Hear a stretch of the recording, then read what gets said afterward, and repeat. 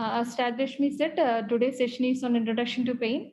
This session will be taken by Dr. Rajeshri, who is a palliative care physician, and she's having more than 15 years of experience in palliative care. She is a well-versed person in this field, and she is a national faculty of Indian Association of Palliative Care. And now she is working as a palliative care physician in Institute of Palliative Medicine, Thrissur, and she is a director of training in Trivandrum Institute of Palliative Care, and she is a teaching faculty of Amrita Institute of Medical Science too. Madam, welcome, and over to you, ma'am.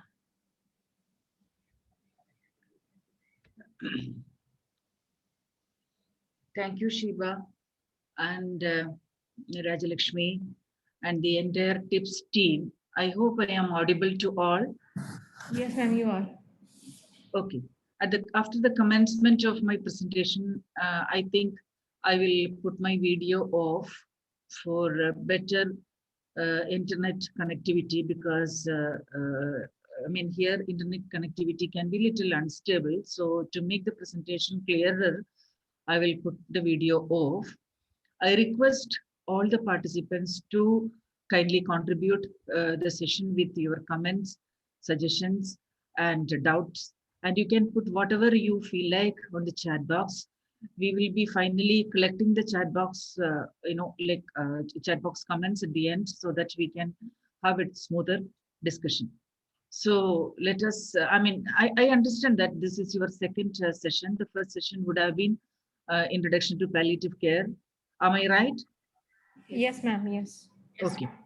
So I will be concentrating more on the concept of pain and assessment of the same, which is more important for the nursing professionals, because management will essentially depend on the doctor's orders, and you may have to carry out the same. In the Indian context, I mean, we are not supposed to make any alteration without informing the doctor. But definitely you can assess the pain and monitor how it is progressed and what is the response to the medical treatment, so that the information delivered to the doctor will be appropriate. I shall share my screen from here.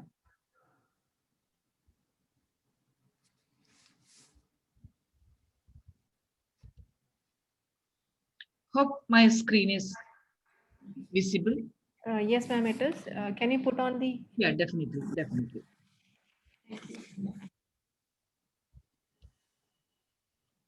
Is it okay now? Yes, ma'am.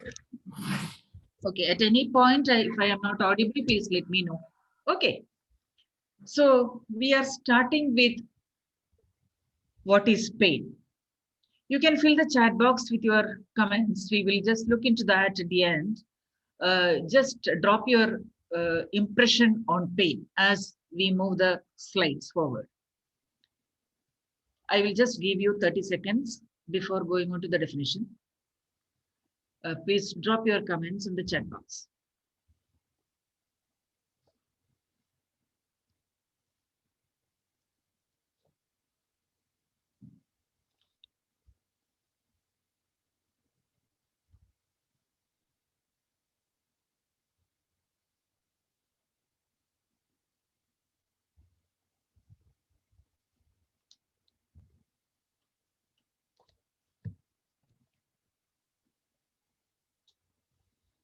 I hope you have contributed enough, because I'm not able to see the chat box because I am sharing screen.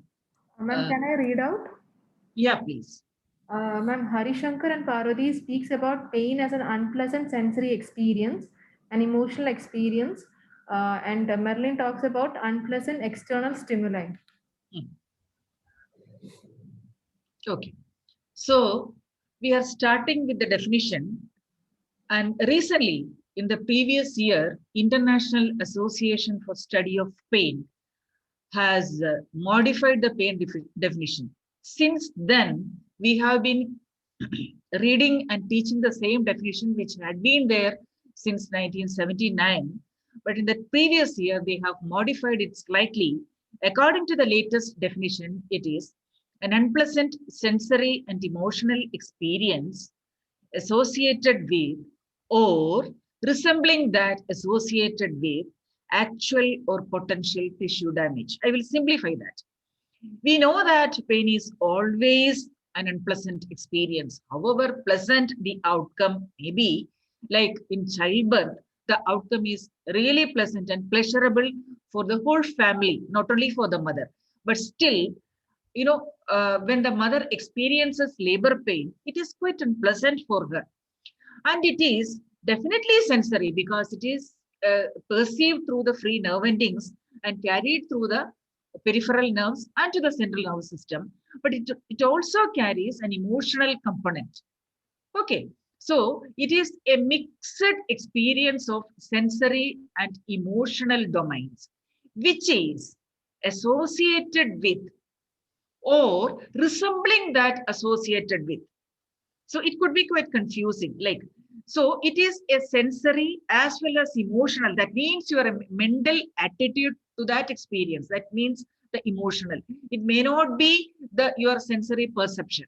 So it's an unpleasant sensory or emotional experience associated with actual or potential tissue damage. That means whether a tissue damage has already happened or likely to happen. That means potential.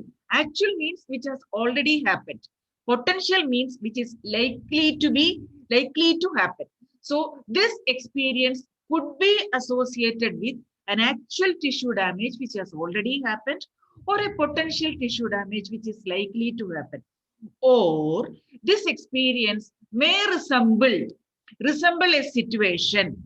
I mean, may not be exactly associated with, but resemble that associated with.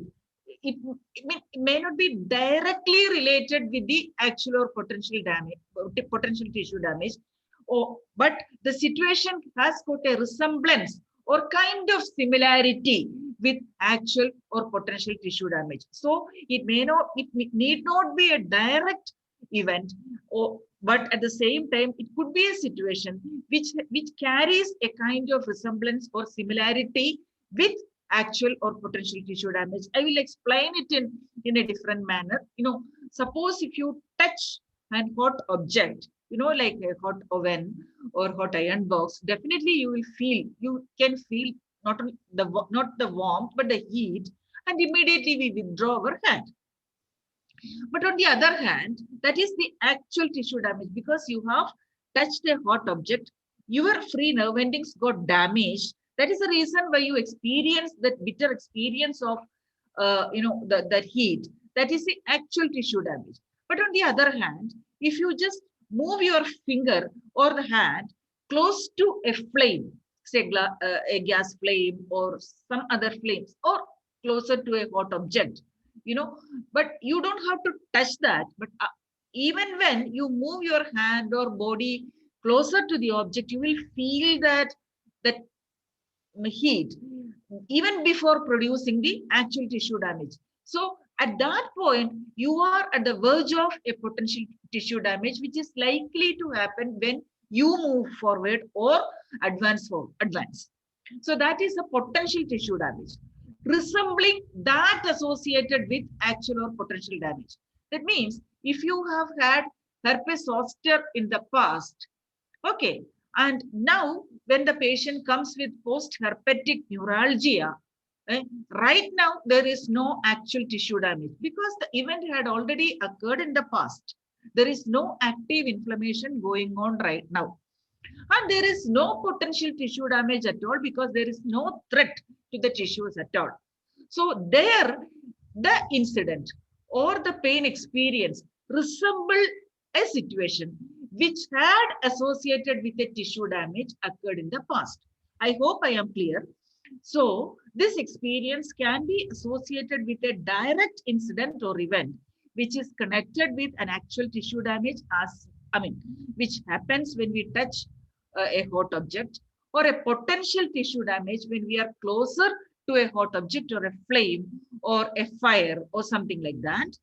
Or the situation may resemble that associated with a tissue damage which had occurred in the past, like post-herpetic neuralgia, where the insult had occurred in the past. Right now, when the patient presents with pain, there is no actual or the live tissue damage which is present, or there is any potential tissue damage. Okay, so it is a very complex situation. That means pain is not, I mean, not only perceived by the sensory nerve endings, but it is experienced by the self or the brain. Okay, so here are certain key notes, like pain is always a personal experience. It is purely subjective and it cannot be and must not be compared with that of other person.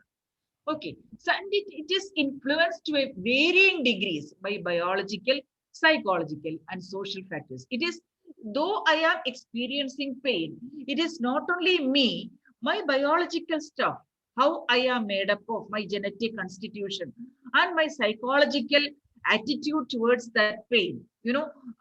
What kind of a person I am, what is my nature of reaction to a trauma.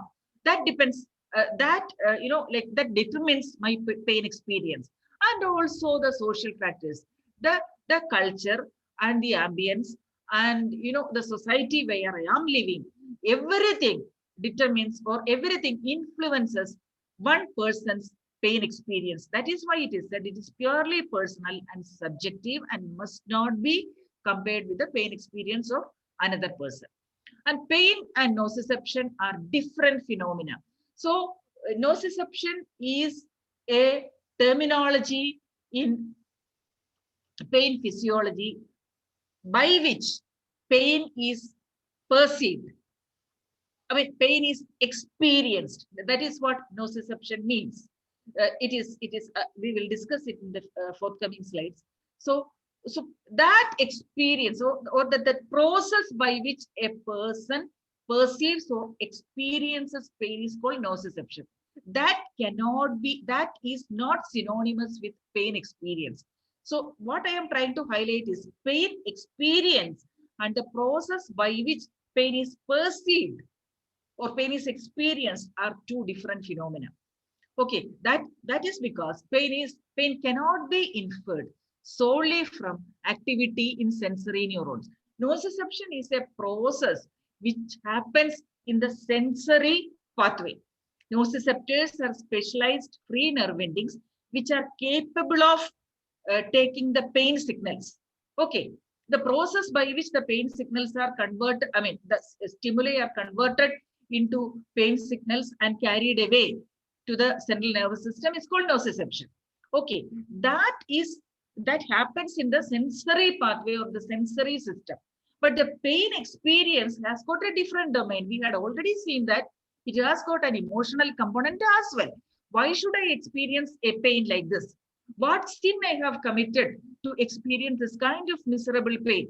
This also contributes to that particular person's pain experience. So understand that pain experience and the process by which the pain is perceived, they are two different activities. Okay, so that is because pain has got both sensory and emotional components. And individuals learn the concept of pain through their life experiences. So that is how we grow. We understand that. Pain it is definitely physical, but it has got other components as well. How pain is, how a stimulus generates pain and how it evokes a particular kind of pain in one person, and what that pain experience matters to each one of us. This is gathered or fine-tuned by different experiences through our life trajectory. That is how we grow and learn many things in our life. So from that span of a toddler or infant, as we move to the childhood and then into adulthood and then as a senior person, all throughout this life trajectory, different kinds of experience give a particular meaning to pain in our life. So what evokes pain in a neonate or a toddler may not evoke pain in an adult patient, adult person, or what evokes pain in an adult person may not contribute to pain experience in an infant or child.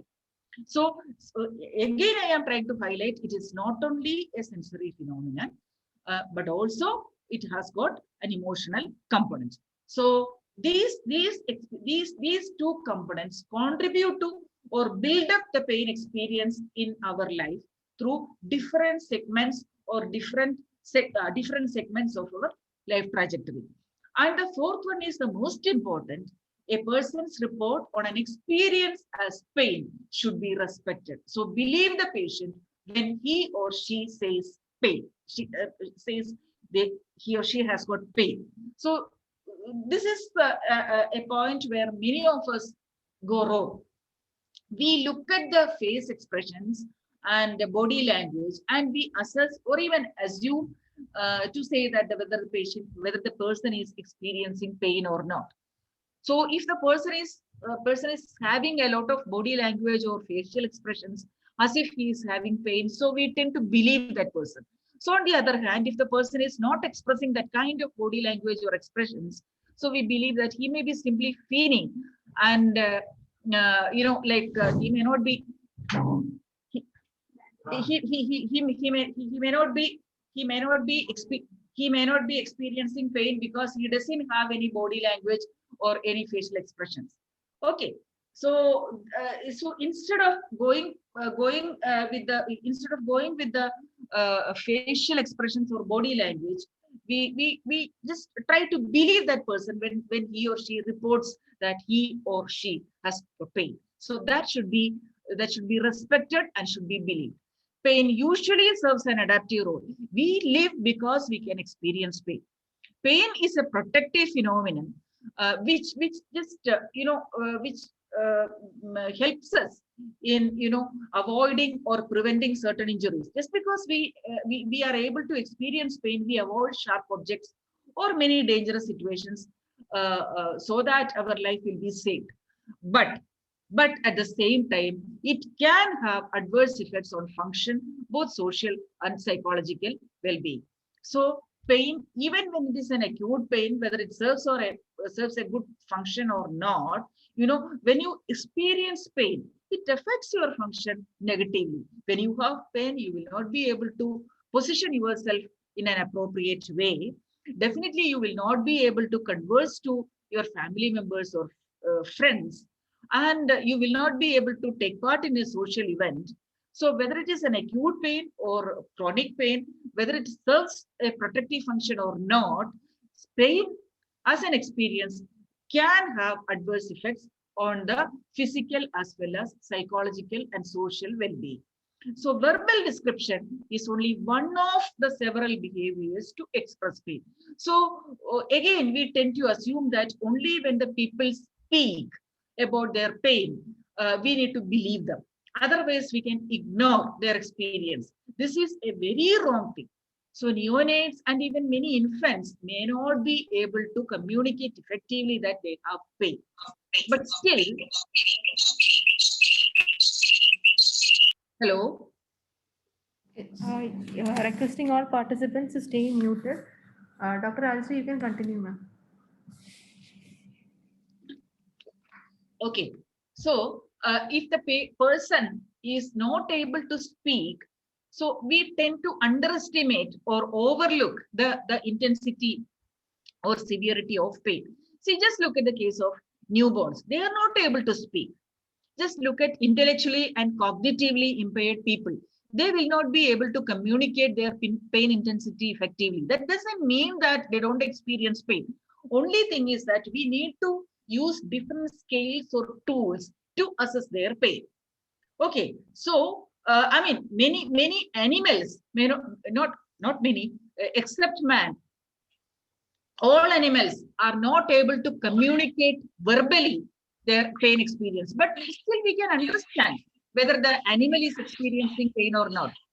Is there any disturbance is it from my end? Hello? I think so. I don't know, ma'am. 1 second. No. Is it from my end? No, ma'am. You can continue. I Okay. request all participants to please stay muted. Inability to communicate does not negate the possibility that a human or a non-human animal experiences pain. Okay, so in any animal, in animal kingdom in general, you don't require a verbal expression to document or ascertain that the person or the animal is experiencing pain. Even the non-verbal communications is more than enough to confirm that that particular individual is in pain or not. Okay. So there are, I mean, we are just, summarizing the facts. As we had already seen, pain is purely subjective. It is influenced by meaning. Why am I suffering? Why am I experiencing this kind of pain? Pain experienced due to a ureteric colic or, like from cholelithiasis could be quite different from the pain experienced by an expectant mother during labor. And my mood, whether I am having, or whether that particular person is having any compounding factors like sad mood, or psychological disturbance, that also will determine the quantity of and quality of pain the individual experience. And the the belief system surrounding the pain experience. So in certain cultures and in certain sects and communities, there is a belief that certain pain is part of life and should be endured. So if that kind of belief sometimes might help the person to to tolerate the pain in a higher intensity. And it cannot be generalized at all, but it is said that certain community and female gender, they tolerate pain in a better manner. And the past experiences. Suppose you visit the hospital for a particular intervention or procedure, and if that past experience was less painful, so your next exposure will be, more relaxed. So on the other hand, if the previous procedure or the previous intervention was painful, and if you have to uh, uh, uh, if you have to face the same procedure later in your the course of treatment, the previous experience can influence your mood and morale, and it can definitely escalate your pain experience, which this is not applicable to children. The previous pain experience does not modulate their pain experience. So the child, once taken for immunization, the previous immunization, injectable immunization, I would say, injectable immunization, even when it was less painful, the child may not think that this injection also will be less painful and I need not cry. The child will not have an attitude like that. Whereas an adult person can have, oh, this is so simple. Last time it was not painful, so this time I can relax. This attitude or this kind of, kind of approach an adult person can have, but not a child. So, what are the barriers to pain assessment? It could be personal, like I believe that like it's only when the patient or the person says that I have pain, then only it will be just validated as a symptom. So what happens if the person is not able to open up about their pain experience? What are the compounding or the contributing factors to the pain experience that may remain that may remain as a barrier for appropriate pain assessment? I might vocalize only my physical component, but not my psychological component. I might say that I have a pain. I have pain on my right anterior chest wall. How does that affect me psychologically and socially? Sometimes I may not open up at all. In that case, my personal openness will be a barrier to pain assessment. And again, certain cultural factors which will prevent you to assess pain properly. So in certain cultures, they won't allow you to express pain or assess pain in an appropriate manner. There will be so much of taboos and belief system uh, posing us barriers to pain assessment. And if we professionals are not trained appropriately, see, till coming to palliative care, even I too have assessed pain, but in a totally inappropriate and inadequate way. Only after coming to palliative care, I have realized the concept of total pain and how it should be assessed regularly and in and using a definite or specific tools. So we professionals are undertrained. So again, that poses a great barrier to pain assessment, particularly when the patient is brought to a hospital setting. So let us see what are the different types of pain. This depends on the duration of pain persistence, like how long the pain persists in an individual. So pain associated with an acute injury, which subsides with the healing of the injury, usually we classify it as acute pain.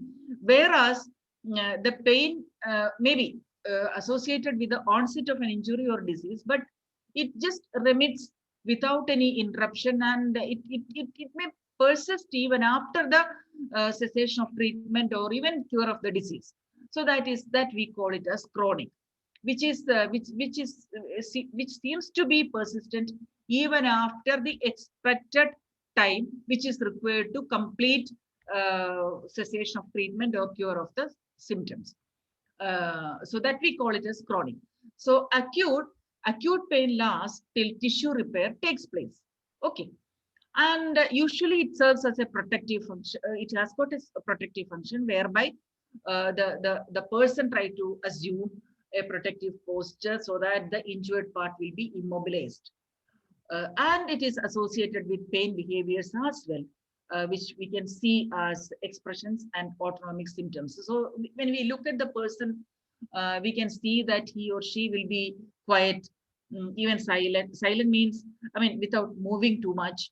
And their facial expressions will be like sad or gloomy or frustrated. And the face itself will tell that he or she is in pain. And they will have associated autonomic symptoms as well, like increase in heart rate, respiratory rate, sweating, dryness of mouth and all those things. So pain behaviors can be physical as well as physical means, like facial expressions, and also manifested as autonomic symptoms. And on the other hand, chronic pain has got complex pathophysiology, and it runs, inconsistently and remits quite frequently also, and does not serve any protective function. So that suppose if I have a pain associated with cancer or some, multiple sclerosis or some neurological damage, that particular pain doesn't serve any protective function to me. And on the other hand, it is a constant reminder of the disease. Suppose if I have pain where I had previously, I was diagnosed with a buccal carcinoma, it was treated and it was fully cured. And I was told by my doctor that I am totally disease free. But still, when I get pain in my mouth, always I will have a fear that, oh, whether my disease had recurred or not. So it is a constant reminder of disease and doesn't serve any protective function. And it is characterized by absence of pain behaviors. So whereas in acute pain, we have told that the person will be having facial expressions, and also he will be having autonomic symptoms like tachycardia, increased breath rate, and respiratory rate associated with the pain experience. On the other hand, in chronic pain, these autonomic functions or autonomic symptoms will be absent, and the facial expressions also will be absent. If at all it is present, it will be mild. And on the other hand, there can be presence of mood changes and emotional lability, which is manifested as sadness. The person will be the person will appear gloomy, and he will be irritable and angry to others, and will have a sense of guilt, and a kind of inert or indifferent attitude to many life events and incidents like apathy. So these aspects should be considered while pain assessment and management. So instead of asking whether my particular medication had brought your pain scale down or not, that alone does not suffice pain assessment. You have to look at the person as a whole. How do you feel now? Previous visit, you were looking quite sad and quite looking frustrated. How do you feel now? Would you feel like interacting and communicating with your own family members better?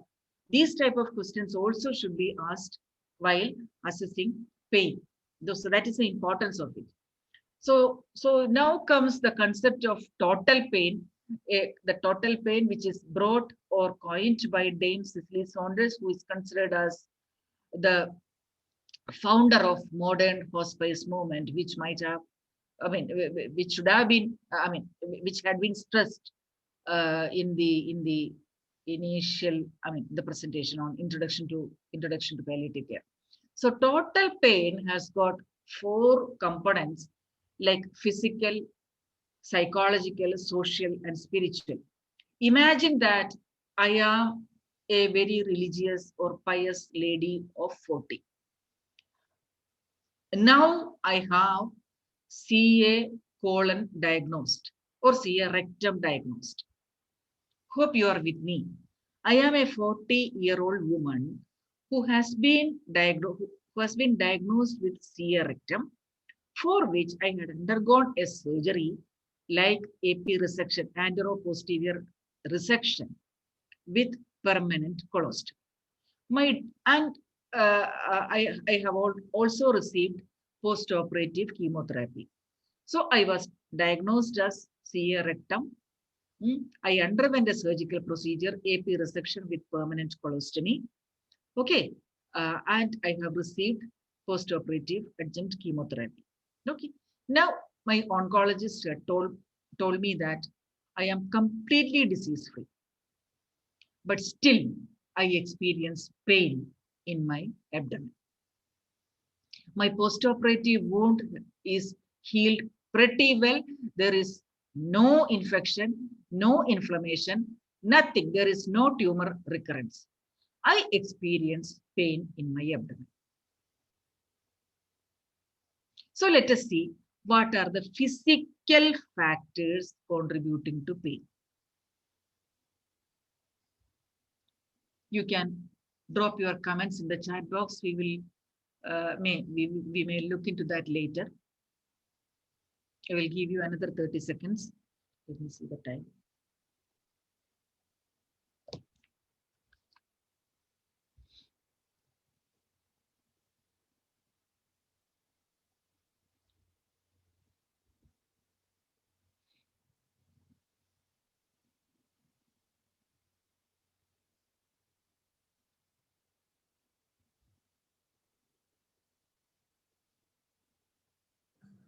Ma'am, you are talking about physical, right? Presence of colostomy. Presence of colostomy, maybe the colostomy is healed well, and there is no evidence of infection or inflammation surrounding the area of colostomy, but still the surgical procedure which is done on me can leave certain kind of scarring or fibrosis in my abdomen, or even my postoperative scar may lead to pain. Scar pain, postoperative scar pain is also common. So those kinds of physical pain can happen. So what are my psychological pain? Disfigurement. Disfigurement is an answer we got. A disfigurement, I mean colostomy, I can happily conceal under my dressing.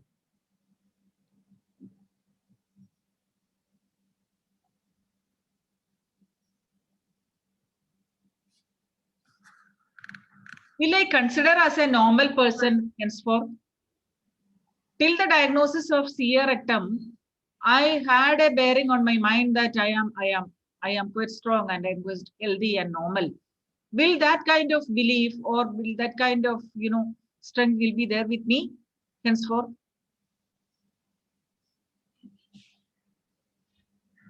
That's my question. Till the diagnosis, I consider myself as a healthy, disease-free person.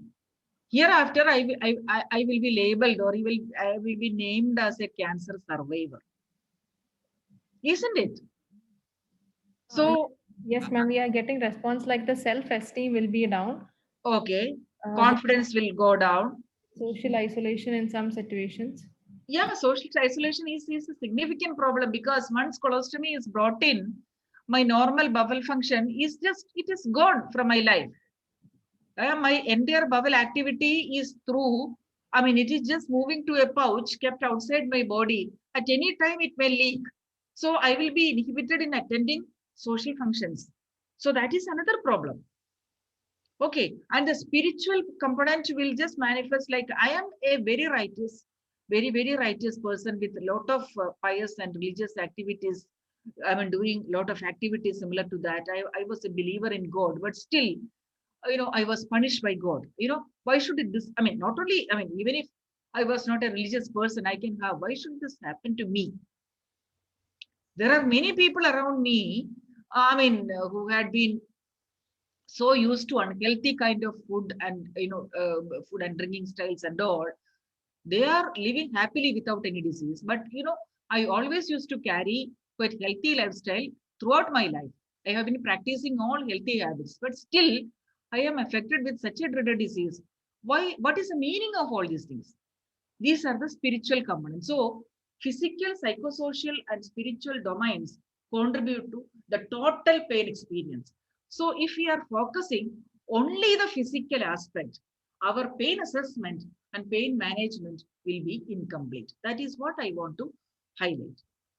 So there is depending on the pathophysiology, there is another type of classification like nociceptive pain and neuropathic pain. This is for you to understand. You don't have to uh, you know uh, study too much in detail, because the pathophysiology of each type of pain can be quite complex.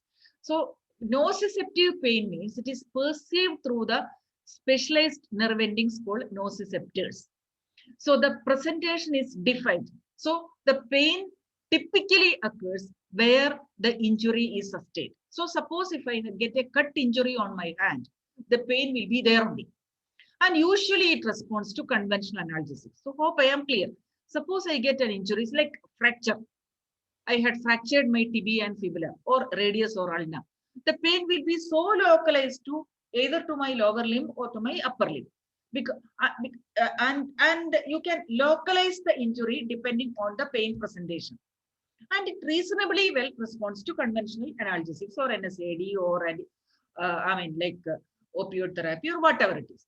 Whereas neuropathic pain, the pathophysiology itself is complex. It is truly complex. It happens because of the not only of the injury. There is no injury. I mean, like there is nothing to show that there is a particular injury there, but it happens out of dysfunction of the entire nervous system.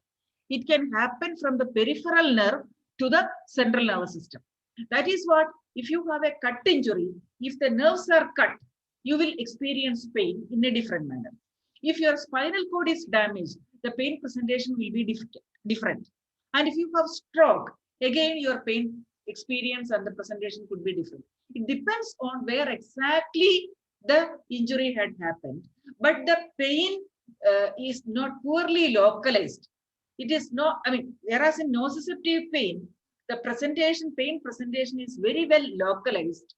On the other hand, neuropathic pain presentation is not very well defined or localized. Suppose I get a spinal cord injury. Okay, then according to the nociceptive pain, I should have had pain around the spinal cord where the injury had occurred. But it is not that kind of pain experience we have. We experience pain down the lower limb.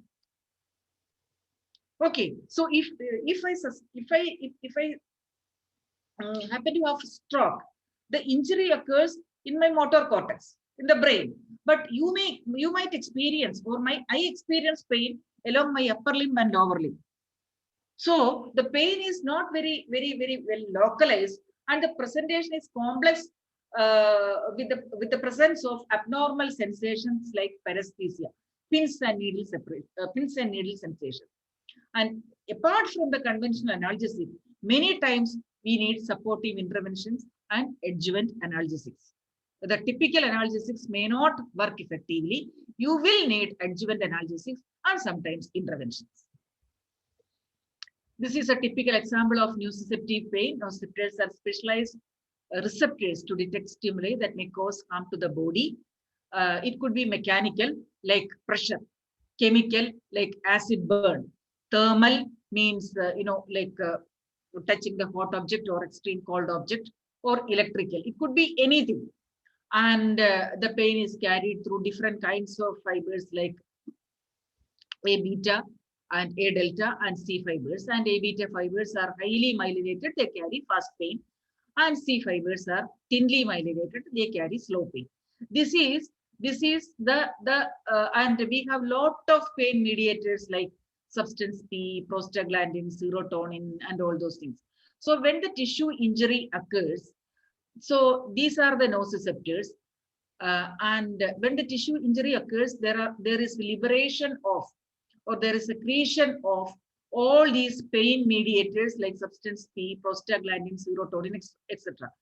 In the presence of these mediators, these nociceptors, that is the specialized nerve endings, depending on the type of stimuli, whether mechanical, chemical, or thermal, they carry the impulses not in the same manner.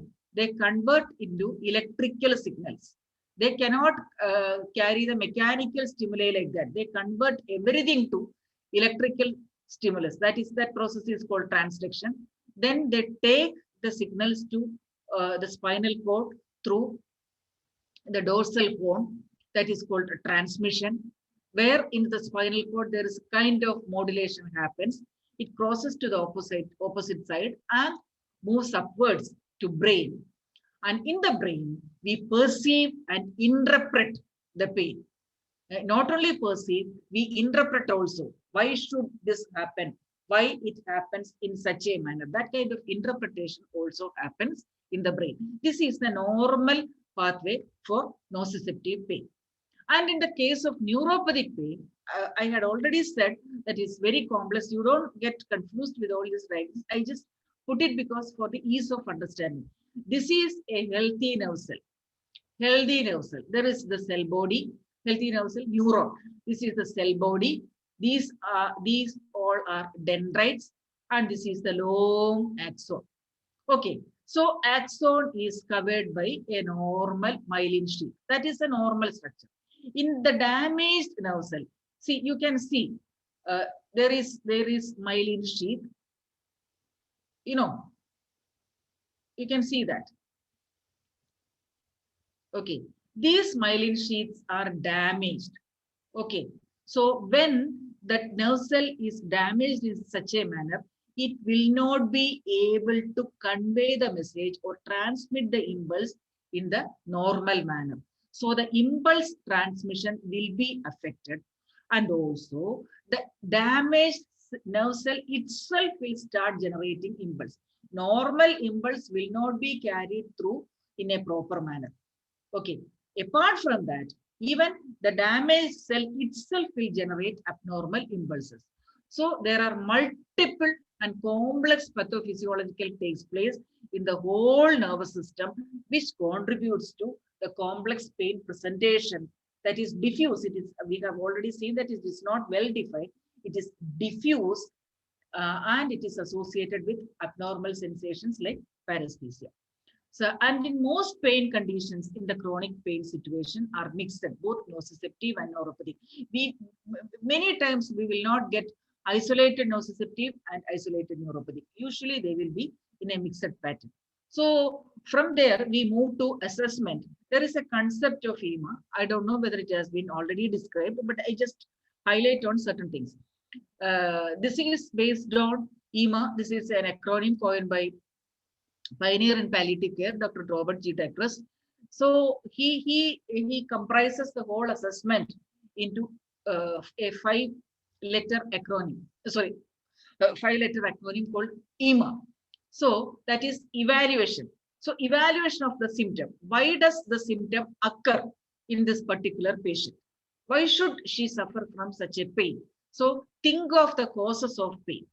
Once you start evaluating, you explain the mechanism or explain what has happened in a simple regional language to that patient and the family members, so that they understand the mechanism, they understand the symptom. That will help them to comply with the treatment in a better manner.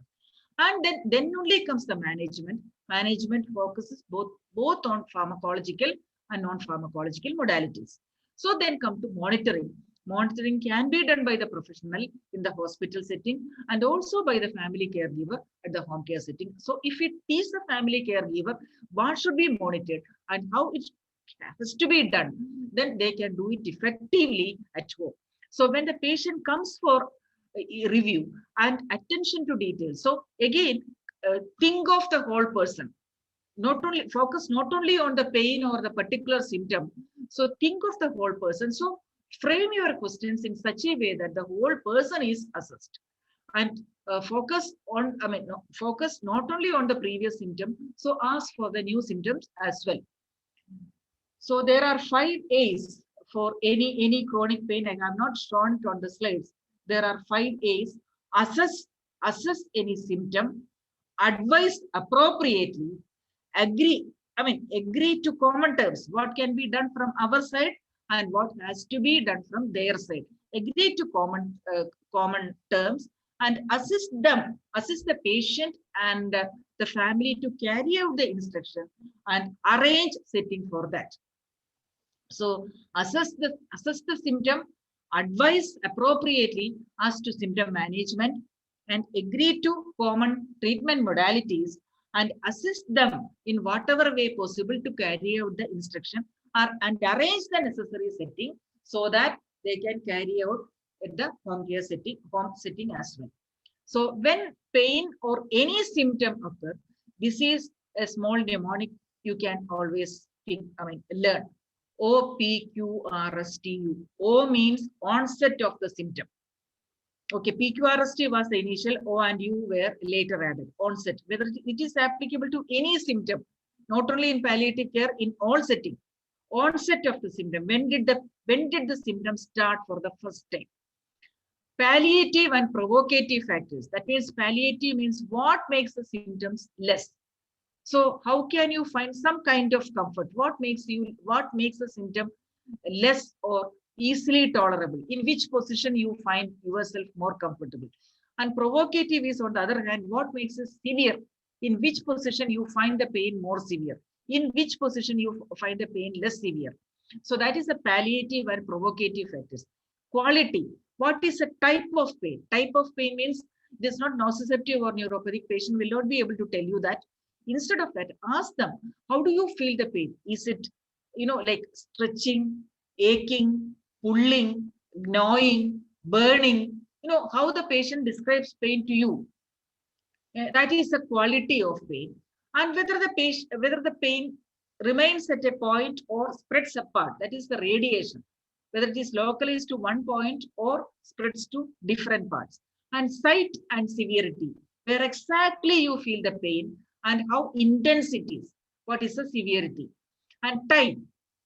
When the pain occurs, whether it occurs continuously throughout the day and night you are experiencing pain, or whether it comes and goes off like intermittent, whether it is continuous or intermittent. And what is the outcome of treatment? Have you taken any treatment before? And if so, what is the outcome? And understanding.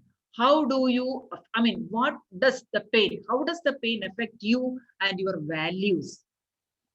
What is the impact of that particular symptom? It's not only pain, I am telling you, it is not only pain, any symptoms matters. How does this pain, how does this nausea, vomiting, how does this, breathlessness, in what impact did it have on your life? That is the most important question. Okay, so these aspects should be considered. So there are different scales. We use flat scale in newborns and infants. I will show you, this is the flat scale, face, legs, activity, cry, and consolability. Because newborns and children, infants, they will not be able to tell you the kind of pain experience they have. So these are the categories which we look for. How does the face appear? How do the infant keep its legs? And what is the kind of activity, whether they cry or not, whether the child can be consoled or not. The maximum score is 10. There are 5 categories, and for each category, 2 is the maximum score. So the worst score can be 10. The least score can be 0. That means there is no pain. Sorry. So this is principally used for newborns and infants. And here comes the numerical scale. This can be used for older children and adults. So this is the numerical scale. So it is a 0 to 10 point. That is 11-point scale, because we have 0 also. So it is an 11-point scale. So 0 means there is no pain. 1, 2, 3. Usually it is for mild pain. 4, 5, 6 for moderate pain. 7 and above is severe pain, and 10 is the worst possible pain. So how do we assess? We show the scale to the person and tell them to circle or mark or point to the number which corresponds to his pain. So we have to explain also. See, this is a scale. On this end, you have 0. That means there is no pain at all. So as we just move on the scale, so 1 means there is very little pain, and 2 slightly more, 3 slightly more, and 4 somewhat, 4 mean more, and here comes you have severe pain, like that. So if this is the pattern in the scale, just show us the number where your pain intensity correspondingly. So we have to ask the person to grade or circle or mark the pain which he experienced. It is not done by us, done by the patient. So we have a numerical scale like this. We have also phases scale. Young children, it is usually given for young children who are not capable of understanding the value of the numerals, and also to people with cognitive impairment. Here we show them the phases and explain that. Here in this phase, the person doesn't experience pain. That is why he looks cheerful.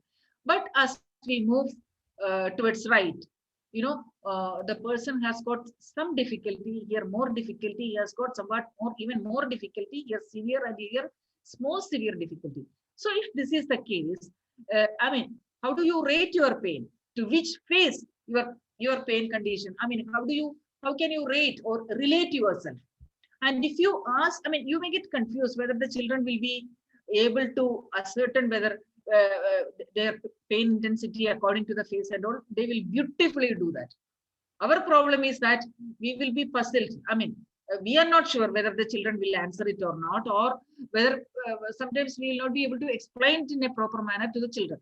But if we explain properly, they will be able to tell us clearly to which phase they belong to when they experience the pain. So I conclude my presentation. Pain is an experience. It is unpleasant. It has got sensory and emotional components. It is purely subjective, and the chronic pain, it does not have any protective function. It is characterized by absence of pain behaviors. It has got nociceptive and neuropathic pain. And understand the concept of total pain and assessment, the EMA and OPQRSTU. Okay, thank you. And we will see the case presentation. Okay.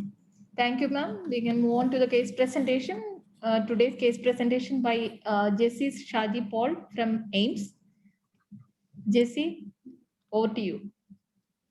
In the meantime, if you have any doubts regarding the session, you can put it in the chat box.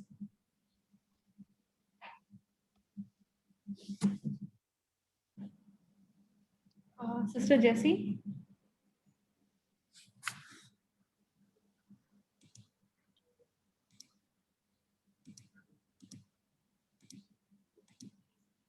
Sister Jessie, can you unmute from your end and speak? Yeah, I am unmuted it. Yeah. Good afternoon, everyone. It's my pleasure to present this case, but unfortunately, I didn't have much interaction with the patient because of the COVID situation. The mother was not coming that frequently. So that is my limitation. And during the discharge also, I was not there that day. So I'll start with the presentation. Since I'm working in a neonatal ICU, I have a neonatal condition here. The baby of Sapna, male baby, diagnosed to have Ellis Van Creveld syndrome with cyanotic congenital heart disease with delayed adaptation. So the baby had a respiratory distress, that is difficult in breathing, needed support. Because of that, the normal feeding was not able to establish in the initial period. That was the complaint. Then if you look at the history of the illness, I mean like the history, there's a single 41 weeks gestational term, late term baby that was appropriate for the gestational age with the weight, born on 4th of January this year, or spontaneous vaginal delivery it was. So first 2 days, baby was okay. But the third day, he developed to have a respiratory problem. Went into the mechanical ventilation for 6 hours. That means baby need intubation and on assist control mode for 6 hours. then extubated and was on free flow oxygen for 12 hours. Further, he needed to have a humidified, high flow, heated oxygen through the nasal cannula for 6 days for the distress, and also had a repeated incidence of apnea, that means cessation of the breathing. So during the examination, actually antenatally itself in the ultrasound, it was diagnosed to have a congenital heart defect. And at birth, the baby had a central cyanosis with low saturation. That was 75 to 80 only was maintaining. And after birth, the baby's echo was done, had shown a common atrium, that's a physiological type, with the tricuspid atresia, VST, and PDA, that was biflow, that is pulmonary artery was also feeded through this PDA. ECG was normal. Blood investigation was done to rule out any infection or anything. That was okay. Then there was no infection was there. Then neurological deficit also was not there. Since we have done the genetic workup also to rule out for the hereditary, any congenital malformations. And the other investigation was the thyroid stimulating hormone, then infantogram to see the skeletal system, and echocardiogram to evaluate further, and the hearing examination also was done on this baby. So this was a baby with, after high flow, S3FNC, the baby was brought into the room air, and baby was feeding also there. But since the prognosis was very poor, the baby, we have planned to discharge the baby on feeding. The mother was able to feed the baby also for that. And in the history of the mother's this obstetric history, one more sibling born 2 years before also had a similar feature as, and also that baby expired on the 5th day of life. And the other things were that because if any worsening is happening, baby need to get oxygen, and for that also we have to monitor the baby. So that was also another concern for the parents, how they arrange all that things. And one sibling was there at the home, and father is the only earning member in the family. Medication, not much medication were there for the baby. Routine, as a normal only we are considered, and we are given vitamin D supplement and direct feeding. So the baby was not able to latch, as much as direct breastfeeding was not enough for the baby to take. So we have to give by the spoon feeding also. And so the main concern is about, since the mother is educated, she is 12th pass. So she was able to monitor, person with the situation, how to monitor. We taught all these things and about the oxygen requirement. So here I believe for the mother's psychological condition will be a very concern for this.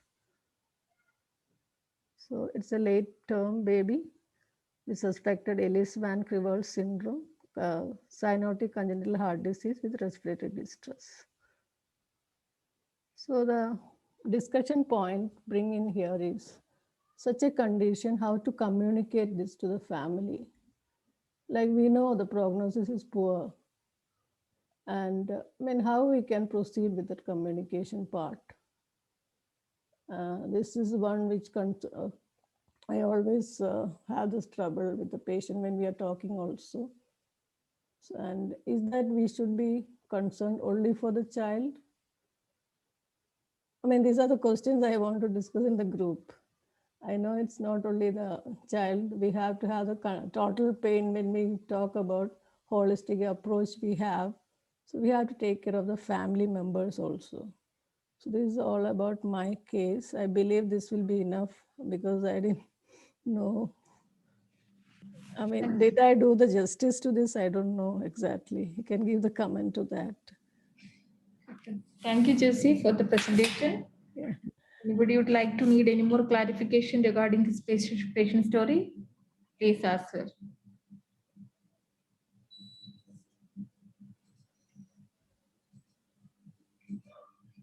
Yeah.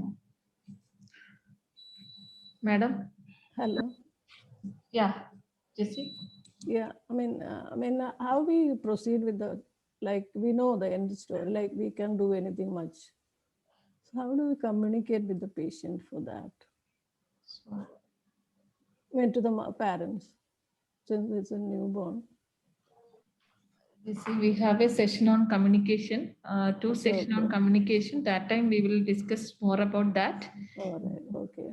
So otherwise, actually, no, the financial, our unit is so family friendly that we, as much as we can try, we do arrange it. Like for the monitor, we could send it to the home. So that part we have taken care. Even counseling, if any problem, they are free to call us to give the feedback for that. So that these things we have taken care. So only, I had the trouble with the talking communication only, the major part. Otherwise, parents were also satisfied with the care and all.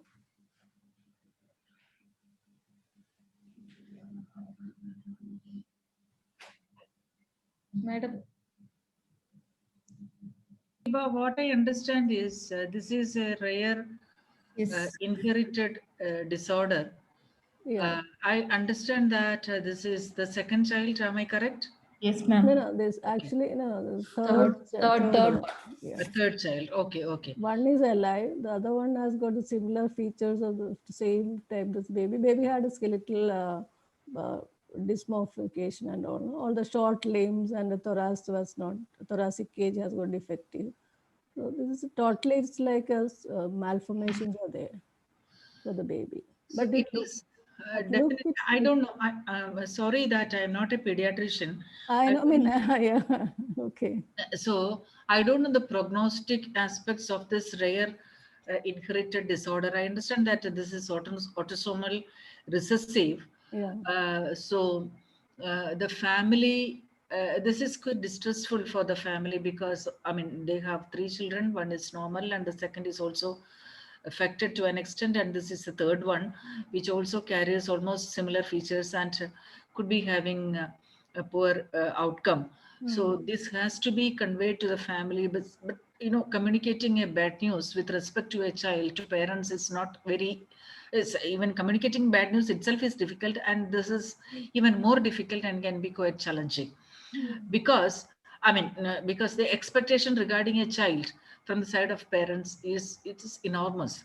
So now you are going to tell that this child is not going to be normal anymore, and on the top of that you have to give an information that this is likely to recur because this is an inherited disorder. So there is a chance that the further if they are planning for a next, repeat another pregnancy, there is a chance of recurrence for that child as well. So what is the possibility that I don't know, because I'm not sure. I haven't seen this syndrome in my For medical that, profession. for that we have done the genetic workshop. So they So will be we have, guided. yes. They will be guided for to the genetic department for further. Exactly. That is a procedure which we need to. The Yeah. genetic workup should be done, Yeah. and the family should be sent for counseling. Not only one sitting, multiple sittings. Yeah. And now our focus will be the addressing the constant and the sustained support to the family, and as well as to the support to the child. When the child is discharged home, what are the advices given to the child?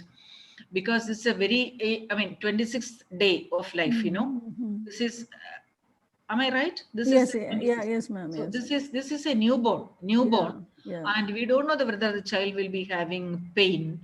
So that aspect to be considered, and what are the other symptoms like respiratory distress, because the baby is having congenital cyanotic heart disease. Yeah. So definitely the respiratory distress will be there. So this should be seen by a pediatrician and who has got an experience in palliative care, so that we might have to give medicines so as to ease pain and also to relieve suffering from breathlessness as well. So it has to be a fine blend of palliative care physician and pediatrician, because the dosage in in a newborn can be, it is not that easy for a regular palliative care physician. Because for a pediatrician, it is very easy as well. So that is why I said both pediatrician and a palliative care physician, or a pediatrician come palliative care physician, should see the child. And again, it is, what about the sibling? How old is the first sibling? 5-year-old. 5-year-old. So what does he understand from the whole scenario? Usually we hide most of the critical events or the bad events, so-called bad events, from the sibling, because of the assumption that the children cannot understand anything. Yeah. But they also will have a kind of understanding from their own viewpoints and their own understanding. So the child also have to be explored. What are his thoughts and Yeah. concerns when he happened to see one sibling already in trouble, and now he is going to see another one, a younger one, which is having more symptoms and suffering. So what does he think of all these things, and how much care is devoted to that child who is considered to be normal, because the parents are after the sick child and now they have one more to look after. So how much time is delivered to the so-called normal child? Is he getting adequate care at home? These are the issues. Yeah. Actually, Okay. yeah, I had the limitation of talking to the parents too much, because where I am working rightly is at step down ICU. Like, so the baby was stayed here for a few days only, and in between I didn't. I had a leave and all, no? So I was not able to talk too much about. Converse with the patient, with the family. So that was my limitation. No, that is not a limitation at all, because in the present COVID scenario, all of us go through similar phases. So that is not a limitation. At least you could, you have just started the course, but at least you could recognize that there is an issue in this particular case scenario. That itself has done a big job. Yeah, thank you. Very good selection, because usually we when we come to pediatric palliative care, we focus more on the cancer, in pediatric malignancies. But children born with congenital diseases or chromosomal abnormalities, they suffer even more. Yeah. So this is not properly addressed. So this is a very good case selection. Okay, thank you. Okay. I hope the group also could have benefited something.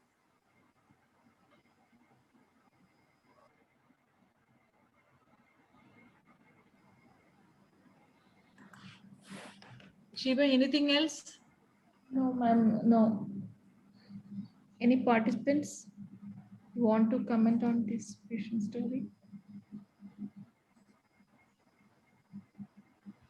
Raju, anything from the chat? Sorry, anything from the chat box which I need to answer, or No, ma'am. Everything is answered only. So if there is any question, can you ask right now? Excuse me, I'm Marine. Yeah. I just would like to add a few things regarding the grief of the mother and the family, because they are going through this difficult situation, because they are losing this child. So at the same time, we need to make them understand the situation and help them to accept what it is. To talk about the bad news, one is helping them to understand the facts and the figures of what's exactly going on with the child. So I think definitely the pediatrician will be talking about it.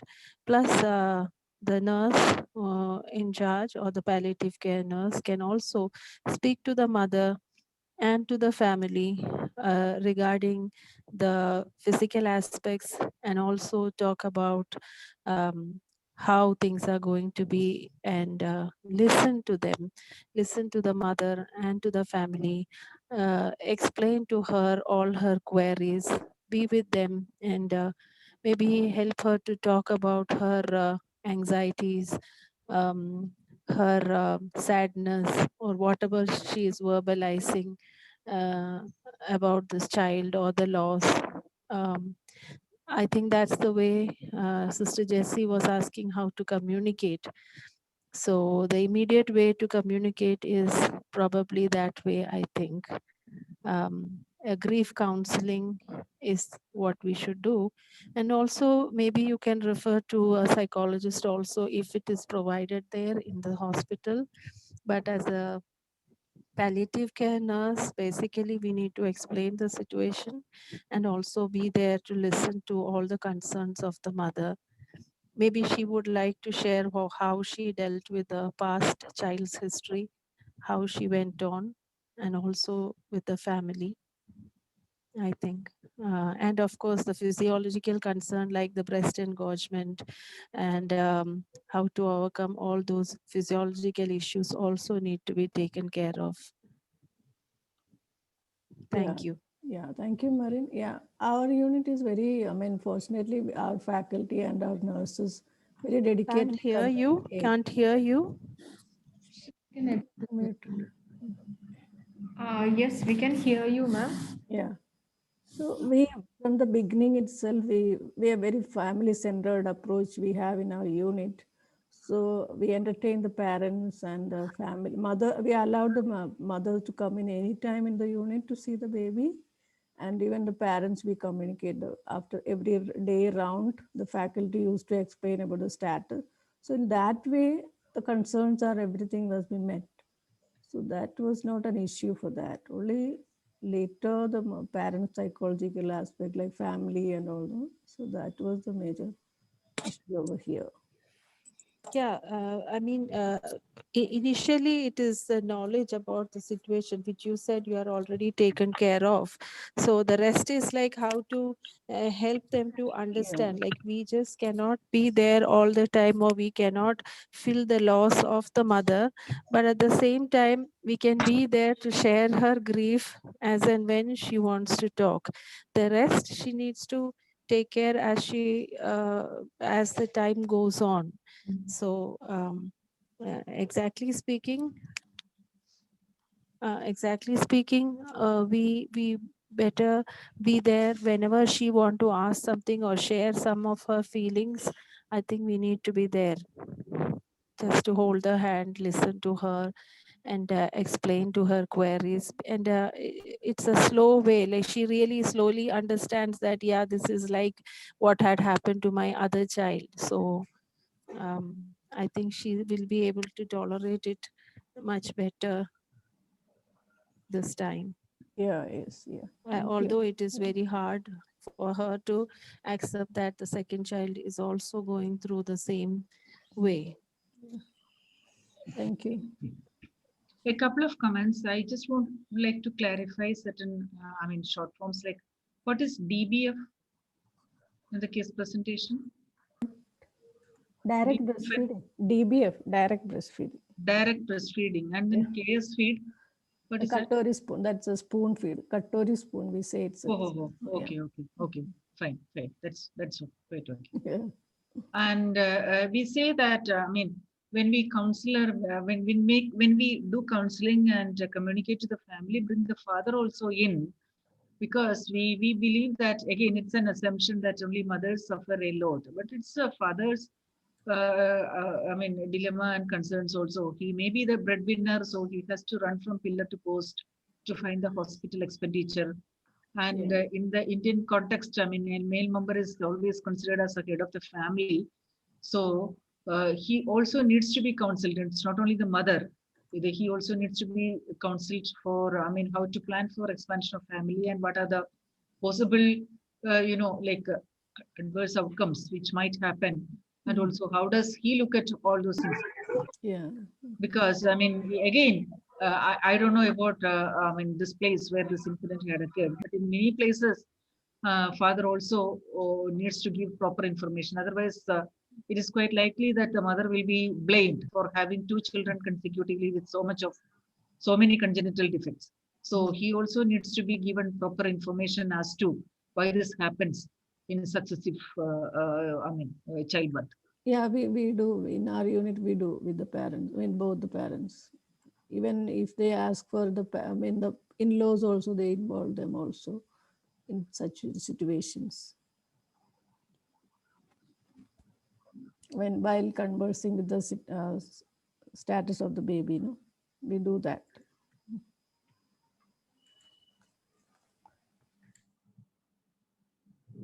Any doubt or clarification from pain session?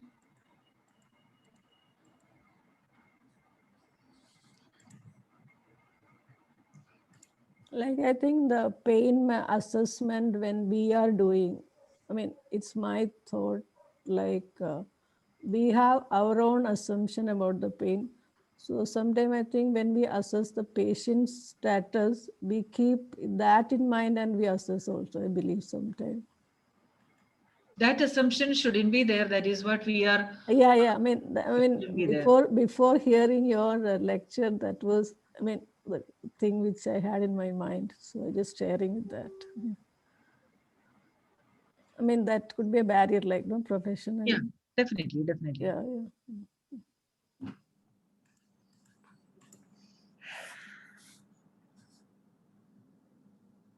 No doubt, ma'am. Can we wind up the session? Yeah, if it is okay from your end. Okay, thank you, ma'am, for an excellent presentation. We have learned many things today.